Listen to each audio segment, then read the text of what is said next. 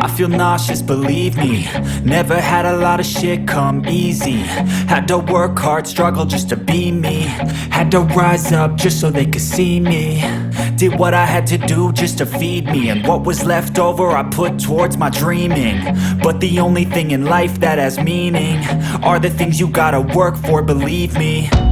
Take into your hands a plan. Your own hands can land your own brand. And damn, I feel like no one takes accountability. They want the credibility, convincingly unwilling to put in the fucking hours it takes to get some power. Don't be fucking sour, take a cold shower. Scream until you're louder, work until you're prouder. And fuck all the doubters, they're just fucking downers.